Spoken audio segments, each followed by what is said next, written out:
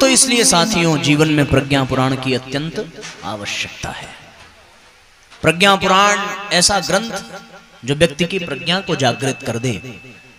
उनको लिखने वाले स्वयं प्रज्ञावतार साक्षात वेद मूर्ति तपोनिष्ठ परम पूज्य गुरुदेव हैं। मैंने प्रारंभ में ही कहा था कि जब भगवान इस दुनिया में आता है और भगवान अपनी योजना चलाता है तो उसके जितने अनुचर हैं, परिकर हैं, भक्त हैं, पार्षद हैं, साथी हैं, सहयोगी हैं, वो भी उनके साथ आते हैं। तो कुछ उनके आने से पहले आते हैं, कुछ उनके साथ आते हैं और कुछ उनके आने के बाद आते हैं। और वो अलग अलग स्थानों पर, अलग अलग घरों में, अलग अलग नाम से उत्पन्न होते हैं। लेकिन जब वो भगवान की आवाज सुनते हैं और उनकी योजना जब काम करती है तो वो अपने समस्त स्वार्थों, समस्त भौतिकता, समस्त उत्तरदायित्वों को छोड़ करके भगवान की योजना में सम्मिलित हो जाते हैं।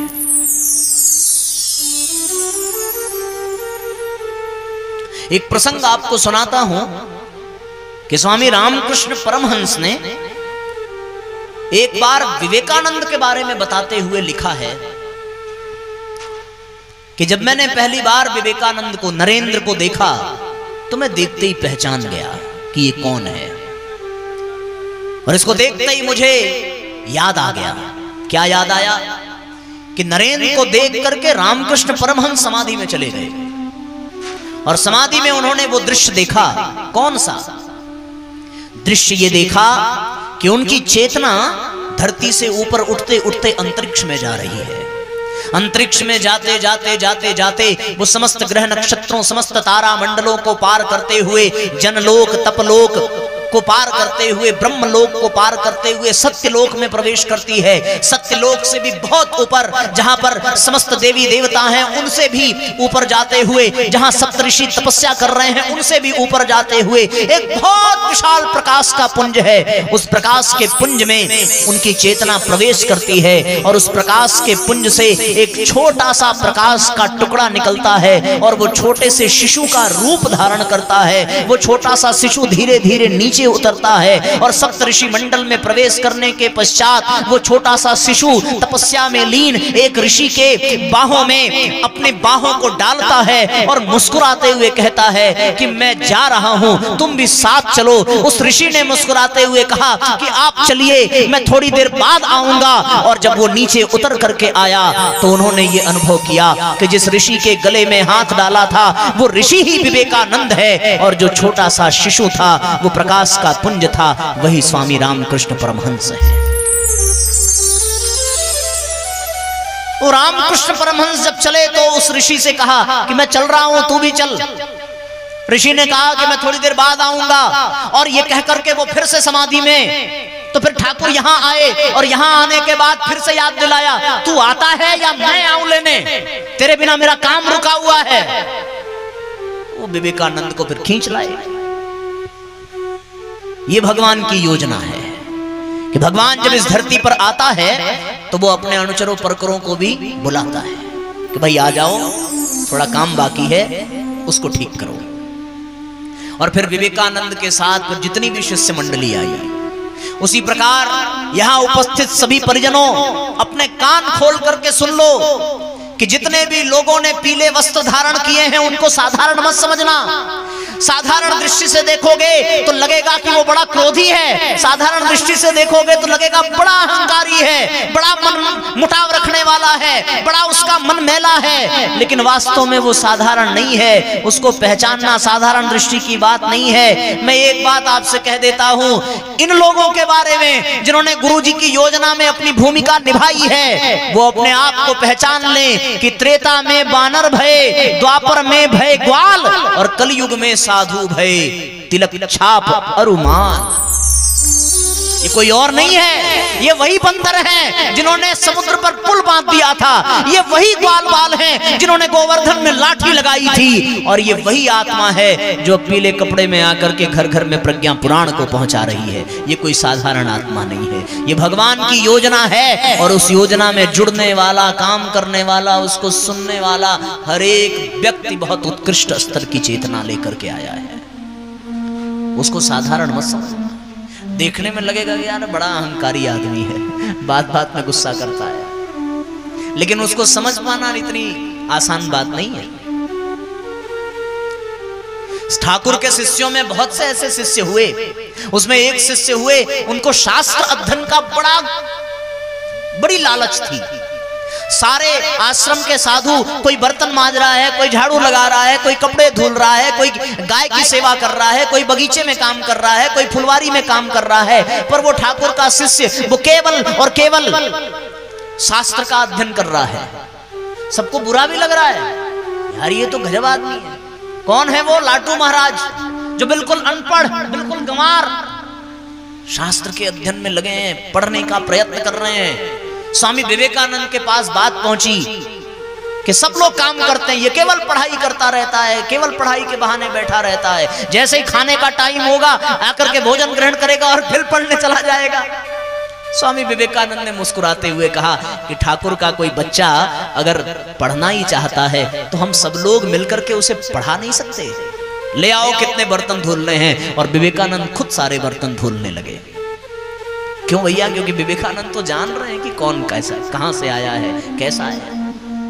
हम लोगों को पता नहीं है। अभी मैं जीवनी पढ़ रहा था तो रामकृष्ण परमहंस के शिष्यों में एक शिष्य हुए राखाल, और राखाल के बारे में रामकृष्ण परमहंस ने बताया कि ये तो वही है जो वृंदावन में मेरे साथ गाय चराया करता था, और उस जन्म में भी इसका नाम राखाल था। अब की बार फिर आया है, कुछ शेष रह गया है, उसको पूरा कर देता हूं। तो हम लोग को पता नहीं है, हम लोग नहीं जानते। लोग कहते हैं साहब कि हमने गुरुजी को देखा नहीं है, हम कैसे मान लें कि गुरुजी हैं? अरे ये मत मानो कि गुरुजी को तुमने नहीं देखा है, इतना भी मान लो कि गुरुजी तुम्हें देख रहे हैं, बस बात बन जाएगी। फिर तुम्हें देखने की जरूरत नहीं पड़ेगी। तुम देख के करोगे भी क्या? यदि उन्होंने नहीं देखा और उन्होंने देख लिया तो तुम्हारे देखने की जरूरत क्या है? हम लोग तो उस गुरु के शिष्य हैं जो साक्षात राम है, साक्षात कृष्ण है, कोई और नहीं है। और मैं आपको एक और बात बता दूं, इतिहास गवाह है, युगों में ऐसी घटनाएं कभी कभार घटती हैं जब भगवान खुद गुरु की भूमिका निभाता है। ऐसा कभी कभार होता है। जहां तक मेरी जानकारी है, जहां तक मेरी दृष्टि जा रही है, पिछले 3 युगों की यदि मैं बात करूं तो उन 3 युगों में एक आध बार ऐसा हुआ कि साक्षात ईश्वर गुरु की भूमिका निभाता है ना? तीनों लोगों का गुरु कौन है? आदि गुरु कौन है? सर्वसम्मति से शास्त्र एक ही बात स्वीकार करते हैं कि तीनों लोगों का गुरु जो है वो केवल और केवल भगवान शिव है। शास्त्रों में यह भी लिखा है कि यदि आपका कोई गुरु ना हो तो तुम मन में भगवान शिव को ही अपना समर्पण करके उनको ही अपना गुरु मानना, तो भी तुम्हारी दीक्षा हो जाएगी। ऐसा लिखा है शास्त्रों में। तीनों लोगों के गुरु भगवान शिव, और वही शिव जो है त्रेता में अवतरित होकर के गुरु की भूमिका निभाते हैं। तुम त्रिभुवन गुरु वेद बखाना, तुम त्रिभुवन गुरु वेद बखाना, आन जीव पामर का जाना, आन जीव पामर का जाना। तुम त्रिभुवन गुरु वेद बखाना, वेदों ने बखान किया है कि तुम तीनों लोकों के गुरु हो, चाहे वो कोई भी जीव हो, कोई भी प्राणी हो। और फिर वही तीनों लोकों के गुरु भगवान शिव इस धरती पर जब अवतार लेकर के आते हैं तो किस रूप में आते हैं? शंकर स्वयं केसरी नंदन, शंकर स्वयं केसरी नंदन, तेज प्रताप महाजगवंदन, तेज प्रताप महाजगवंदन। वही शिव हनुमान के रूप में आए, शंकर स्वयं केसरी नंदन, केसरी नंदन के रूप में भगवान अवतरित हुए और उन्होंने गुरु की भूमिका निभाई। किसको शिष्य बनाया? सुग्रीव को। सुग्रीव को ज्ञान दिया तो राम से मिला दिया, विभीषण को ज्ञान दिया तो राम से मिला दिया। और 14 वर्ष के बाद जब भरत अधीर हो रहे थे राम को देखने के लिए और राम को न देख पाने के कारण आत्महत्या करने जा रहे थे, तो उन्होंने फिर भरत को ज्ञान दिया और भरत को भी राम से मिला दिया। सुंदर वन में, अशोक वाटिका में, अशोक के वृक्ष के नीचे विरह व्यथा में व्याकुल माता सीता, जो भगवान के विरह में विलाप कर रही हैं, उन माता सीता को यदि राम का संदेश पहुंचाया तो उनसे भी राम को मिला दिया। गुरु यही करता है, जिसको भगवान का संदेश सुना देता है उसे ही भगवान से मिला देता है। और जब भगवान स्वयं हनुमान बन करके ऐसी कृपा करते हैं तो फिर उनके शिष्यों ने, उनके भक्तों ने एक पंक्ति गाई और उस पंक्ति में एक ही प्रार्थना की है, जय जय जय हनुमान गोसाई, जय जय जय हनुमान गोसाई, कृपा करहूं गुरुदेव की नाई, कृपा करहूं गुरुदेव की नाई। एक ही प्रार्थना की, हे हनुमान जी कृपा करहूं रघुवीर की नाई, ऐसा नहीं कहा। कृपा करहूं शिव शंकर की नाई, ऐसा भी नहीं कहा। कृपा करहूं स्वयं हनुमान की नाई, ऐसा नहीं। हमें हनुमान जी वाली कृपा नहीं चाहिए, हमें राम जी वाली नहीं चाहिए, हमें सीता जी वाली नहीं चाहिए। हमें कौन सी कृपा चाहिए? गुरु जी वाली कृपा। अगर वो कृपा मिल गई तो राम को मिलने से कोई नहीं रोक सकता। जय जय जय हनुमान गोसाई, जय जय जय हनुमान गोसाई, कृपा करहूं गुरुदेव की नाई, कृपा करहूं गुरुदेव की नाई। गुरु जी की तरह ही कृपा की हनुमान जी ने। एक समय रहा होगा जब वहां पहाड़ के ऊपर और उस मूर्ति की स्थापना हुई होगी, प्राण प्रतिष्ठा हुई होगी, तो इस पंक्ति का गान भी अवश्य हुआ होगा। और इसका गान हुआ तो उन्होंने स्वीकार कर लिया। और गुरु की तरह कृपा की तो आज आपके गांव में प्रज्ञा पुराण की गंगा बह रही है और माध्यम गंगा प्रसाद जी बन रहे हैं। ये बड़ी गजब की बात है। गंगा प्रसाद को माध्यम बना करके ज्ञान की गंगा को प्रवाहित करने का श्रेय बजरंगबली की कृपा से आपके इस गांव में बना। मजे की बात यह है कि आज गंगा सप्तमी भी है। गंगा सप्तमी के दिन ही मां गंगा का अवतरण इस धरती पर हुआ है। तो साक्षात हनुमान गुरु जी की तरह कृपा करें तो बात बनेगी। और जब ऐसी कृपा होती है तो जीवन धन्य बन जाता है। तो त्रेता युग में भगवान शिव ही गुरु के रूप में आए तो राम भी, पर उन्होंने गुरु की भूमिका नहीं निभाई। केवल शिव जी ने गुरु की भूमिका निभाई। त्रेता युग बीत गया, त्रेता युग के बाद द्वापर युग आया।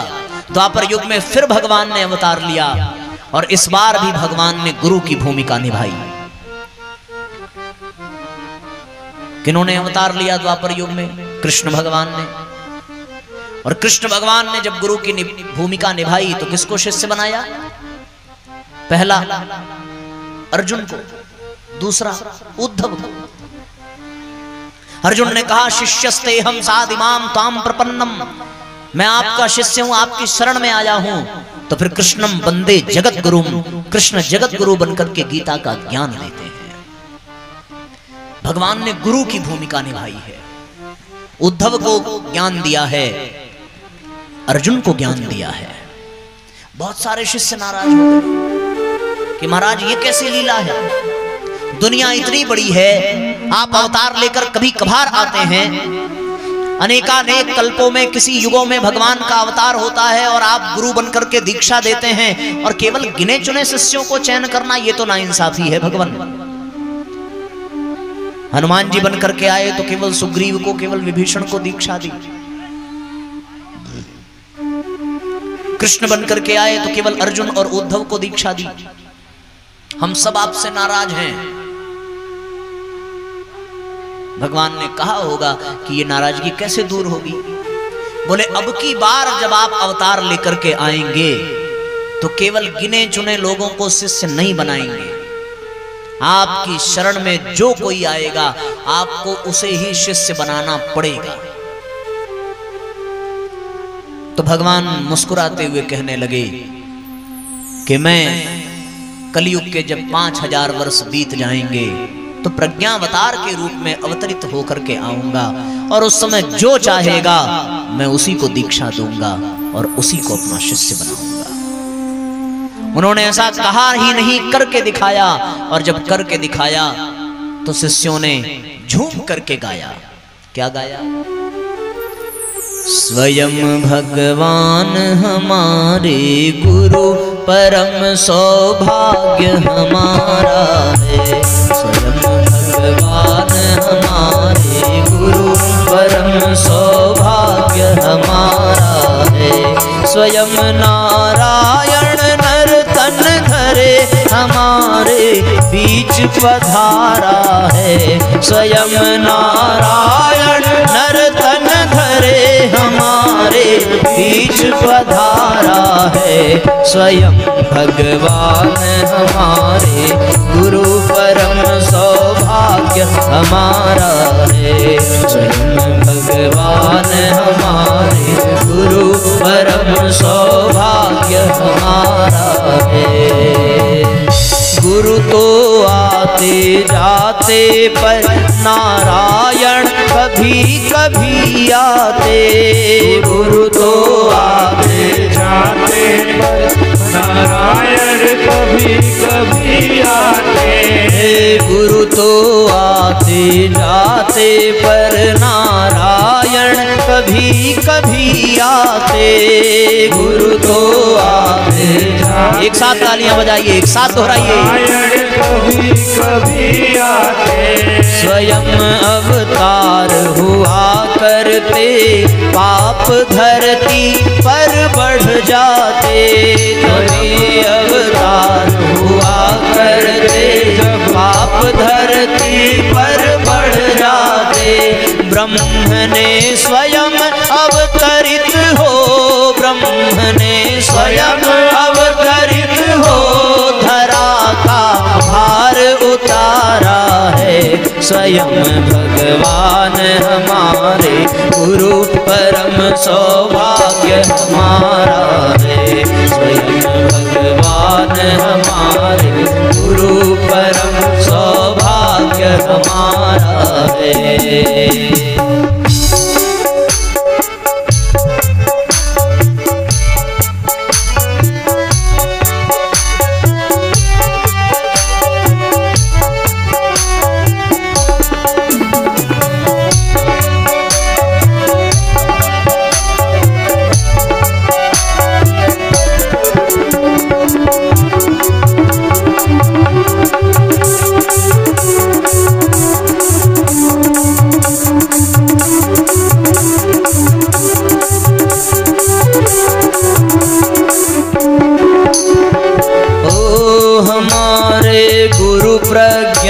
अवतार चलो प्रज्ञा को धारण करें। हमारे गुरु प्रज्ञा अवतार चलो प्रज्ञा को धारण करें। दुष्ट चिंतन को करें निरस्त, मनुज का कष्ट निवारण करें। दुष्ट चिंतन को करें निरस्त, मनुज का धारण करें। शिष्य हैं तो सोचें कितना, शिष्य हैं तो सोचें कितना,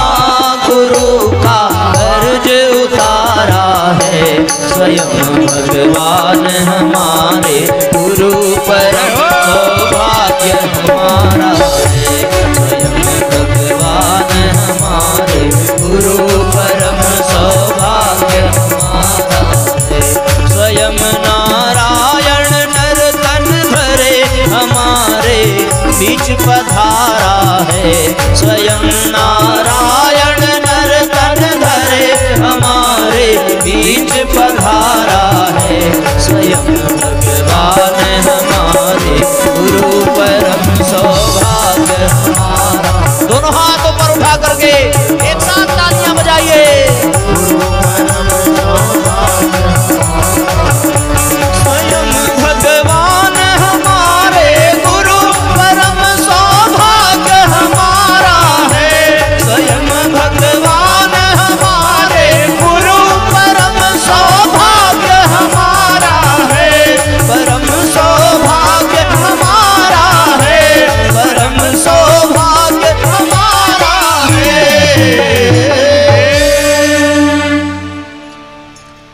स्वयं नारायण नर्तन धरे हमारे बीच पधारा। भगवान जब इस दुनिया में आते हैं तो वो बहुत प्रयास करते हैं कि उनको कोई पहचान ना पावे, बहुत प्रयास करते हैं।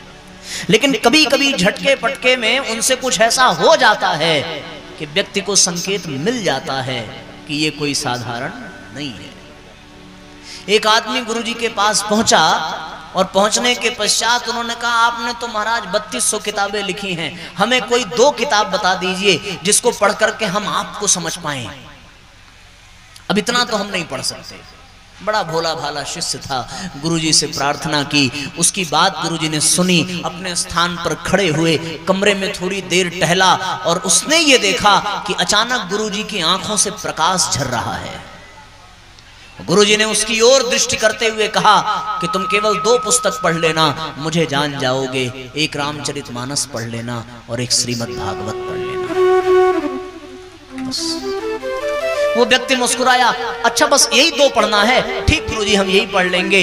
वो बड़ा खुश हुआ, अपने घर पहुंचा, अपनी पत्नी से कहने लगा कि मैं ये 2 किताबें खरीद करके ले आया हूं। मैंने गुरुजी से कहा था कि उनको जानने के लिए कौन सी किताब पढ़नी पड़ेगी, उन्होंने तो 3200 लिखी है। पत्नी ने कहा कि गुरुजी ने इसको पढ़ने के लिए कहा जिसको गुरुजी ने लिखा ही नहीं है। उसके बाद पति ने कहा कि हाँ बिल्कुल इसे ही कहा पढ़ने के लिए। जिस दिशा में गुरुदेव विद्यमान थे उस दिशा में वो मस्तक झुका करके प्रणाम करते हुए आंखों में आंसू भर करके गुरुदेव के प्रति श्रद्धा व्यक्त करने लगी। उसने अपने पति से कहा कि आप अभी भी नहीं समझ पाए गुरुदेव को उनका इशारा क्या है। वो कोई और नहीं, वही राम है, वही कृष्ण है। इस पुस्तक को पढ़ करके उन्हें ही जानना है। हम अनुभव नहीं कर पाते और इन बातों पे हो सकता है बहुत से लोगों को विश्वास भी नहीं होगा। क्यों? क्योंकि अभी भी श्रद्धा का अभाव है। जब तक राम थे तब तक राम भगवान है, ये बात बहुत कम लोग जानते थे।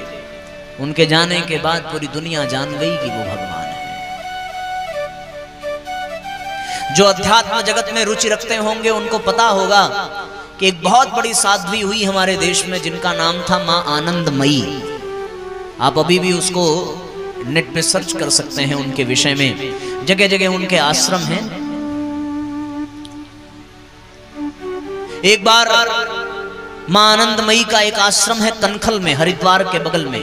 कनखल वो स्थान जहां माता सती ने अपने देह का त्याग किया था, वहां उनका आश्रम। और उन्होंने गुरुजी से प्रार्थना की कि गुरुदेव मैं चाहती हूं कि आप हमारे आश्रम में पधारें, हमारे हाथ से भोजन ग्रहण करें। गुरुजी अपनी गाड़ी में बैठे, उनकी गाड़ी को चलाने वाला जो सेवक था उसके मन में ये आया कि 2 संतों का जब मिलन होता है तो कोई विशेष बात होती है, मैं भी साथ चलूंगा। और वो भी गुरुदेव माता जी के साथ मां आनंदमयी के आश्रम में प्रवेश करता है।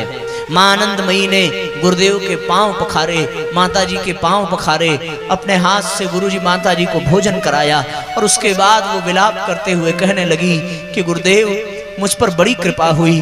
पिछली बार जब आप आए थे तो आप अकेले ही आए थे, माँ को साथ नहीं लाए थे और मैं पिछली बार केवल आपको जूठे बैर खिला पाई थी। इस बार मैं आपको अपने हाथ से भोजन करा करके अपने सौभाग्य की सराहना करती हूँ। मुझ पर ये कृपा हर अवतार में बनाए रखना।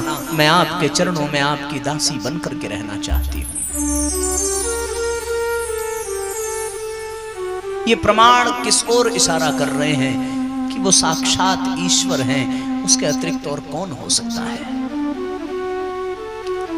लोग खुद को बदलना चाहते हैं, परिवार को बदलना चाहते हैं, पर ये ईश्वर की ही बस की बात है जो पूरे युग को बदलने का मादा रखता है। जब जब भगवान अवतार लेते हैं तो उनकी लीला बड़ी विचित्र होती है। वो भगवान ही कर सकते हैं, कोई और नहीं कर सकता। 3200 किताबों को पढ़ना असंभव है साहब, लिखना तो कितनी बड़ी बात होगी, आप उसकी कल्पना करके देखिए। ये भगवान के सिवा और कौन कर सकता है। एक बार कार्तिक पूर्णिमा का पर्व था। शांति कुंज के कुछ माताओं ने गुरुजी को प्रणाम किया और प्रणाम करके उनने अपनी भाषा में कहा था कि कार्तिक पूर्णिमा है, गंगा स्नान के लिए हम जाना चाहते हैं। गुरुजी ने कहा अच्छा आज कार्तिक पूर्णिमा है, एक काम करना, जाओ जाओ स्नान करो, गंगा को मेरा आशीर्वाद कहना, कार्तिकेय को मेरा आशीर्वाद कहना। वो बेचारी देखती रह गई, गंगा को आशीर्वाद देने वाला कौन हो सकता है जो गंगा को अपनी जटा में धारण कर सके, जो गंगा जिनके चरणों में रहती हो। ऐसे एक नहीं साथियों, अनेकों प्रमाण हैं।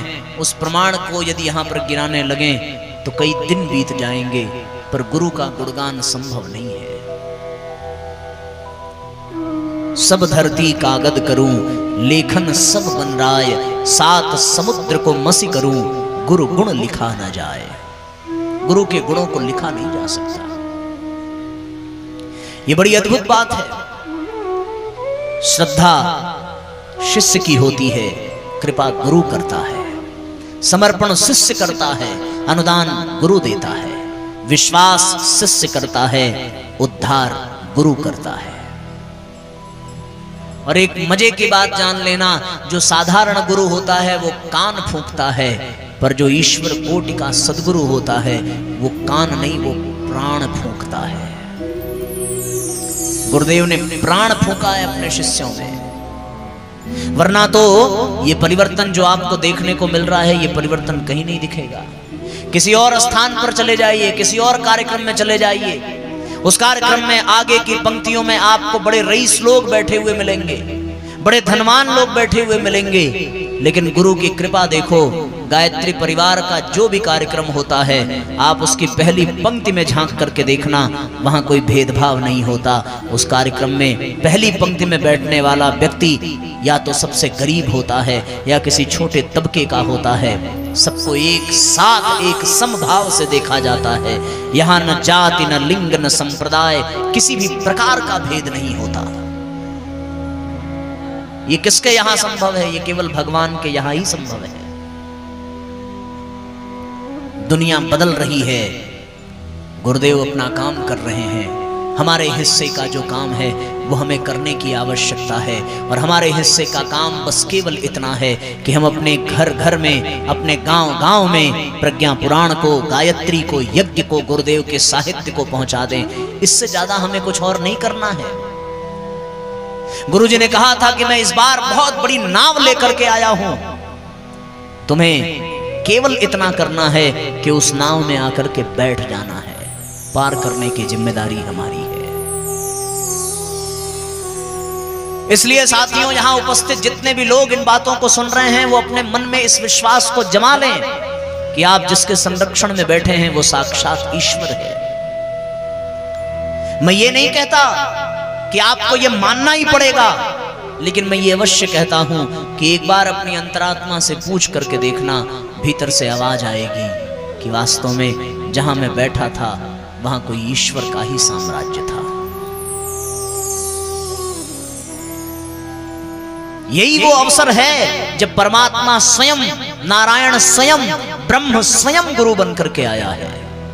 और ये ब्रह्म जब गुरु बनकर के आता है तो साथियों अपने शिष्यों को विवेकानंद बना देता है। ब्रह्म जब गुरु बनकर के आता है तो अपने शिष्यों को शिवाजी बना देता है। और ब्रह्म जब गुरु बनकर के आता है तो गायत्री परिवार जैसा बहुत विशाल संगठन बना देता है। वो संगठन जिसका प्रत्येक कार्यकर्ता स्वार्थ और तृष्णा से, लोभ मोह से ऊपर उठ करके समाज के कल्याण के लिए अहर्निश निरंतर प्रयत्नशील है। जो लोग यहां के इस आयोजन को देख रहे हैं, उन्हें यह विश्वास हो जाना चाहिए था, और यदि नहीं हुआ तो अब हो जाना चाहिए, कि जिन लोगों ने यज्ञशाला बनाई है उन्हें कोई आर्थिक सहयोग नहीं दिया गया, उन्हें कोई पैसा नहीं दिया गया। जिन लोगों ने दिन रात एक करके जगह जगह प्रचार प्रसार किया है, जगह जगह निर्माण कार्य किया है, जो लोग भोजनालय में भोजन परोस रहे हैं, जो यज्ञशाला में सामग्री पहुंचा रहे हैं, उनको कोई पैसा नहीं दिया गया, लेकिन फिर भी वो इसलिए लगे हैं क्योंकि उन्होंने जान लिया कि ये काम मेरा नहीं, ये काम भगवान का है। अब आपको केवल इतना करना है कि आप अपने जीवन में यज्ञ और गायत्री को स्थान दीजिए। यदि आपने अपने जीवन में गायत्री मंत्र को स्थान दिया, यज्ञ को स्थान दिया, तो बस बात बन जाएगी और गुरु की कृपा आप पर बरसने लगेगी।